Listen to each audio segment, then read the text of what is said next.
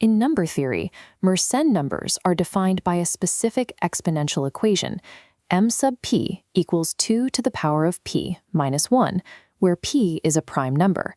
Evaluating these numbers presents a significant obstacle. Standard arithmetic requires computers to calculate the massive integer value of that exponentiation before analyzing its properties.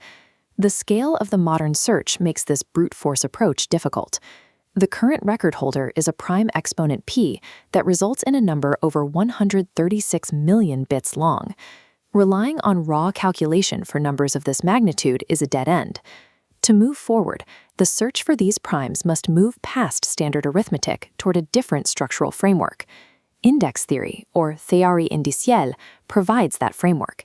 It avoids massive integer values entirely by projecting the numbers into a topological space called absolute space. Instead of calculating the number, we track its spatial coordinate, or its index, within this grid. We are essentially mapping where the number sits rather than how large it is. This space is navigated by a generating function, f of n equals 3n plus 1. This equation acts as the map for the entire system. By projecting Mersenne numbers into this absolute space, their complex exponential geometry is expressed as a sequence of alternating binary digits. This method changes how we locate coordinates. Because the coordinate is derived from a bit string rather than a multiplication, the generation of the target index occurs at the hardware level, bypassing the heavy overhead of CPU arithmetic. Mersenne numbers, 7 or larger, leave a remainder of 1 divided by 3. In absolute space, they're generated by an even index, n. We set our mapping function equal to the Mersenne formula and isolate n to find our spatial coordinate. Since exponent p is an odd prime, we substitute it with the algebraic definition of an odd number, 2k plus 1. We then factor out a 2. The equation now focuses on 4 to the power of k minus 1 divided by 3. This fraction is the exact mathematical formula for the sum of a geometric sequence with a ratio of 4. The math successfully converted the hyper-exponential growth of a Mersenne number into a predictable geometric polynomial. When we expand that polynomial sum, the index n reveals its internal structure. The index contains exclusively odd powers of 2. Even powers are mathematically absent. This perfectly matches computer architecture, where each power of 2 is a bit position in memory.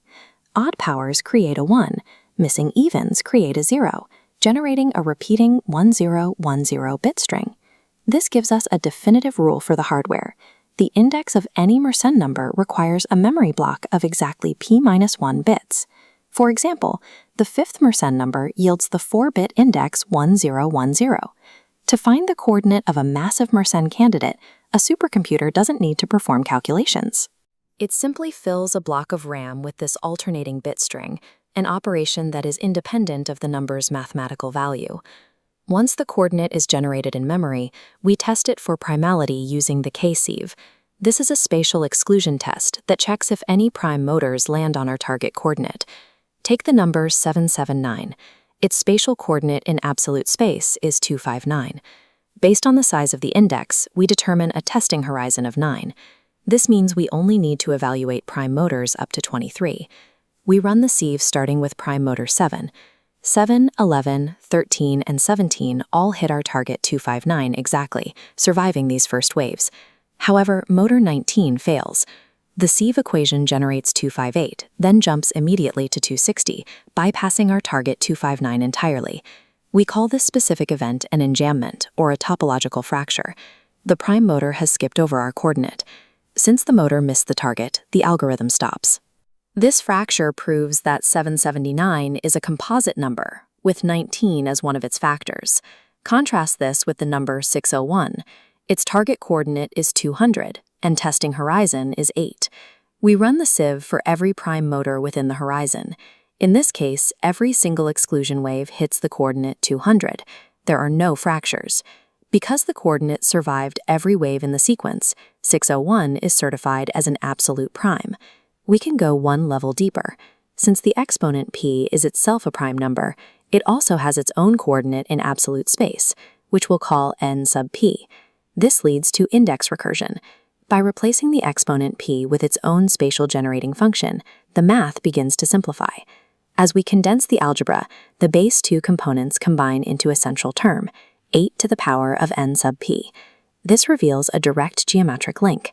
The bridge between a prime and its Mersenne number is a base 8 multiplier. In computer science, 8 is the octal base, which is exactly 2 to the third power. Multiplying by powers of 8 is handled by the hardware as a bit shift.